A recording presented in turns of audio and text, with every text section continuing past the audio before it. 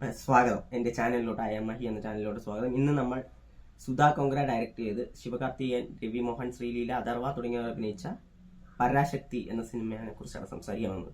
Initial stage തൊട്ട് വളരെയധികം expectation ഉള്ള ഒരു മൂവിയായിരുന്നു. ബട്ട് ഓരോ കാസ്റ്റ് വരെ മാറിപ്പോയി. സൂര്യയൊക്കെ ആയിരുന്നു കാസ്റ്റിലുണ്ടായത്. സൂര്യ, ദുൽഖർ സൽമാൻ, നസ്രിയ, വിജയ് വർമ്മ തുടങ്ങിയ ഒരു കാസ്റ്റിൽ നിന്ന് മാറി കംപ്ലീറ്റ്ലി എൻ്റർലി ഡിഫറെൻറ്റ് മൂവി ആയിട്ടാണ് നമുക്ക് ഈ സിനിമ എത്തിയിട്ടുള്ളത്. ശിവകാർത്തികേയൻ്റെ 25th മൂവി കൂടിയാണ്. സോ നമ്മൾക്ക് എൻ്റെ ഒരു പ്രതീക്ഷ എന്ന് പറയുന്നത് സുധാ കൊങ്ക്ര എന്നൊരു ഡയറക്ടറിൽ തന്നെയായിരുന്നു. ഒരു ഭയങ്കര ഇൻറ്റൻസ് ആയിട്ടുള്ളൊരു സ്റ്റോറി 60s നടന്ന ഒരു ബേസ്ഡ് ആണ്. എല്ലാ പ്രാദേശിക ഭാഷനെയും അടിച്ചമർത്തിക്കൊണ്ട് ഹിന്ദി നിർബന്ധമാക്കാൻ തീരുമാനിച്ച ഗവൺമെൻറ്റും അതിനെതിരെ പോരാടുന്ന കുറച്ച് സ്റ്റുഡൻസും അതിൻ്റെ കഥയാണ് പരാശക്തി എന്ന സിനിമ സംസാരിക്കുന്നത്. അതുകൊണ്ട് തന്നെ നിറയെ കട്ട്സ് ഉണ്ട്, നിറയെ മ്യൂട്ടഡ് വേർഡ്സ് ഉണ്ട്. സോ അപ്പാർട്ട് ഫ്രം ദാറ്റ് എനിക്ക് ഈ സിനിമ സുധാ കൊങ്ക്രയുടെ സിനിമയാണ്. ഒപ്പം രവി മോഹൻ്റെ വില്ലൻ വേഷം തുടങ്ങിയവയാണ് എന്നെ കാണാൻ തോന്നിപ്പിച്ച ഘടകങ്ങൾ. ഇത്രയും ഇൻറ്റൻസ് ആയിട്ടുള്ളത് ഗംഭീരമായിട്ട് കൈകാര്യം ചെയ്യുന്ന ഒരു വിശ്വാസത്തോടെയാണ് ഈ സിനിമ കണ്ടത്. ബട്ട് എനിക്ക് അത് പൂർണ്ണ തൃപ്തി നൽകിയോ എന്ന് ചോദിച്ചാൽ ഇല്ല എന്നാണ് ഉത്തരം.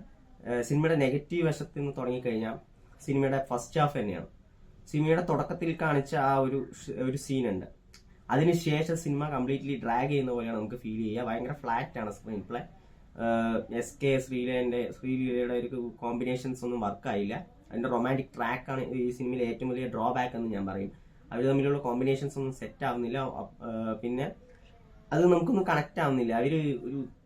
അതിന്റെ കെമിസ്ട്രി വർക്കൗട്ട് ആണല്ലോ. ഒപ്പം ആ ട്രാക്ക് തന്നെ ഒരു ഭയങ്കര ലാഗിങ് ആയിരുന്നു. അതിന് ഇടയ്ക്കിടയ്ക്ക് വന്നു ഈ വിഷയത്തിലേക്ക് വന്നു പോകുന്നു എന്നല്ലാതെ ആ സിനിമ നമുക്കൊരു പവർ തരുന്നില്ല ആദ്യ പകുതിയിൽ തന്നെ.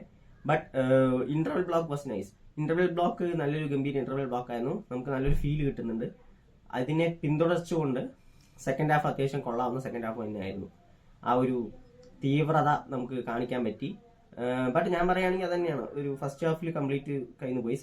ഇന്റർവെൽ ബ്ലോക്ക് അല്ലാതെ വലുതായിട്ട് നമുക്കങ്ങനെ ഭയങ്കര വാവ് മൊമെന്റ് ഒന്നും കിട്ടിയിട്ടുണ്ടായിരുന്നില്ല, എക്സെപ്റ്റ് ഇന്റർവെൽ ബ്ലോക്ക്.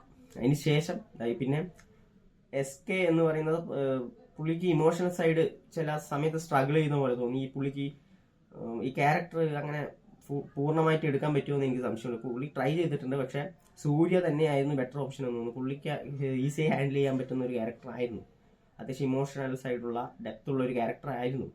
അതിന് ചെറിയ മാറ്റങ്ങൾ വരുത്തിയായിരിക്കും ശിവകാർത്തിനെ കൊണ്ട് ചെയ്യിപ്പിച്ചിട്ടുണ്ടാവുക. അത് ചില സീൻസിലൊക്കെ ഓക്കെ ആയിരുന്നു, പക്ഷെ ചില സീൻസ് എനിക്ക് അങ്ങനെ വർക്കായില്ല. ആൻഡ് രവി മോഹൻ പുള്ളിക്ക് അത്യാവശ്യം നല്ല രീതിയിൽ പുള്ളി റോൾ കൈകാര്യം ചെയ്തിട്ടുണ്ട്. നമ്മൾ ആദ്യം പുള്ളിനെ അങ്ങനെ കാണാത്തതുകൊണ്ട് തന്നെ നമുക്ക് ആ ഒരു നൈസായിട്ട് തോന്നി. പക്ഷെ ക്യാരക്ടർ റിട്ടേൺ ചെയ്തിരിക്കുന്ന വലിയ ഡെപ്ത് ഒന്നുമില്ല. ഒരു നോർമൽ വില്ലൻ ഷെയ്ഡുള്ള ഒരു ക്യാരക്ടർ അത്ര തന്നെ എന്നുള്ള അഥർവ നമുക്കറിയാം. സിനിമയുടെ തുടക്കത്തിൽ തന്നെ നമുക്ക് മനസ്സിലാകുന്ന അല്ലെങ്കിൽ പ്രെഡിക്റ്റബിൾ ആയിട്ടുള്ള ഒരു ക്യാരക്ടറാണ്. പുള്ളി എന്താകും നമുക്കറിയാം. എല്ലാം ഓക്കെ. ശ്രീലീല അത്യാവശ്യമുള്ള ഒരു റോളായിരിക്കണം. അൺഫോർച്ചുനേറ്റ്ലി ഫസ്റ്റ് ഹാഫ് എല്ലാം കൂടെ ആയിട്ട് വളരെ ചുരുങ്ങിയ ചില നിമിഷങ്ങൾ മാത്രം സമ്മാനിച്ച ഒരു റോളായി പോയി. GV പ്രകാശിന്റെ പാട്ടുകളൊന്നും എനിക്ക് ഇമ്പാക്ട്ഫുള്ളി ആയി തോന്നിയില്ല. പക്ഷെ ബാക്ക്ഗ്രൗണ്ട് സ്കോർ വാസ് നൈസ്.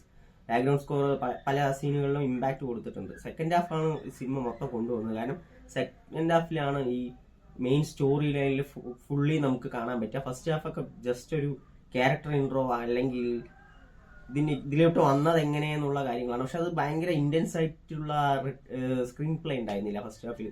അനാവശ്യമായി റൊമാൻറ്റിക് ട്രാക്ക് ഒക്കെ കൊണ്ടുവന്നു. അതിന്റെ കാര്യം തന്നെ ഉണ്ടായിരുന്നില്ല ശരിക്കും പറഞ്ഞാൽ. അതൊക്കെ വളരെ ട്രിം ചെയ്യായിരുന്നു. അതിന് അത്രയും ഇമ്പോർട്ടൻസ് കൊടുക്കേണ്ടിയിരുന്നില്ല എന്ന് എനിക്ക് തോന്നുന്നത്. അത് രണ്ടാളുടെ സീൻസ് ഒക്കെ ഭയങ്കര ലാഗിങ് ആയിരുന്നു. പിന്നെ ഈ പരാശക്തി എന്ന സിനിമയ്ക്ക് എനിക്ക് തോന്നിയത് റിലീസ് ഡേ ആയിട്ട് പോലും ആളുകൾ അങ്ങനെ കയറുന്നില്ല. അറിയില്ല ഇനിയിപ്പോൾ ജനനായകൻ എഫക്റ്റ് ആണോന്നൊന്നും എനിക്ക് അറിഞ്ഞൂടാ. പക്ഷെ എനിക്ക് ഈ സിനിമ ടോട്ടലി തോന്നുകയാണെങ്കിൽ ഒരു വാച്ചബിൾ മൂവി എന്നതിനപ്പുറത്തേക്കൊന്നുമില്ല. മോശമല്ലാത്തൊരു സിനിമയാണ്. സെക്കൻഡ് ഹാഫ് നന്നായിരുന്നു. കൈകാര്യം ചെയ്ത വിഷയം നന്നായിരുന്നു. ശരിക്ക് സുധാ കൊങ്ക്രനെ കൊണ്ട് കുറച്ച് മച്ച് ബെറ്റർ ആയിട്ട് ഈ ഒരു ഔട്ട്പുട്ട് തരാൻ സാധിക്കുമായിരുന്നു എന്ന് എനിക്ക് തോന്നി. ആൻഡ് പിന്നെ ചില എഡിറ്റിംഗ് ഒക്കെ ഭയങ്കര അത്ര മികച്ചതായി തോന്നിയില്ല. പിന്നെ ആ പീരിയോഡിക് ഡ്രാമ ആയതുകൊണ്ട് തന്നെ അത് സെറ്റ് ചെയ്തതും എനിക്ക് അങ്ങനെ കൺവിൻസിങ് ആയിട്ട് തോന്നിയിട്ടില്ല. ടോട്ടലി ഞാൻ പറയുകയാണെന്നുണ്ടെങ്കിൽ ഒരു വാച്ചബിൾ മൂവി തന്നെയാണ് പരാശക്തി എന്ന് പറയുന്ന ഈ സിനിമ. അത്യാവശ്യം സെക്കൻഡ് ഹാഫിൽ കുറെ മൊമെന്റ്സ് ഒക്കെ ഉണ്ട്. നമുക്ക് അത്യാവശ്യം നല്ല കുക്ക് ചെയ്യുന്ന കുറച്ച് മൊമെന്റ്സ് ഉണ്ട്. പിന്നെ ഇന്റർവെൽ ബ്ലോക്ക് നൈസായിരുന്നു. സോ നിങ്ങൾ കണ്ടിട്ട് നിങ്ങളുടെ അഭിപ്രായങ്ങൾ പറയാം. ഞാൻ പറയുകയാണെങ്കിൽ ഇത് എൻ്റെ പേഴ്സണൽ ഒപ്പീനിയൻ ആണ് ആക്ച്വലി. കാരണം ഇപ്പം എല്ലാവരും ഭയങ്കരമായിട്ട് ഫോഴ്സ്ഫുള്ളി ഒരു റിവ്യൂസിനെ ബേസ് ചെയ്തിട്ടാണ് ഓരോ സിനിമയ്ക്ക് പോകുന്നത്. ഞാൻ ആക്ച്വലി റിവ്യൂ നോക്കാതെയാണ് സിനിമയ്ക്ക് പോവുക. എനിക്കൊരു സിനിമ കാണണം തോന്നിക്കഴിഞ്ഞാൽ ഓട്ടോമാറ്റിക്കായി റിവ്യൂ, പിന്നെ നല്ല റിവ്യൂ എല്ലാവരും മൗത്ത് പബ്ലിസിറ്റിയോടെ എല്ലാവരും നല്ലതാണെന്ന് പറഞ്ഞു കഴിഞ്ഞാൽ ഒന്ന് കണ്ടു നോക്കാൻ തോന്നും ചില സിനിമകൾ. അല്ലാതെ കൂടുതലായിട്ട് അതിനെ ഡിപ്പെൻഡ് ചെയ്യില്ല എന്നാണ് സാരം. അപ്പം നീ എന്തിനാണ് അവിടെ നിന്ന് റിവ്യൂ ചെയ്യുന്നതെന്ന് ചോദിക്കരുത് പ്ലീസ്. സോ അങ്ങനെ പരാശക്തി കണ്ടു, തിയേറ്ററിലുണ്ട്. നിങ്ങൾ കണ്ടിട്ട് നിങ്ങളുടെ അഭിപ്രായങ്ങൾ വിലയിരുത്തുക. മറ്റുള്ളവരുടെ അഭിപ്രായങ്ങൾ ഇവിടെ ഒന്ന് പറയരുത്. ബൈ.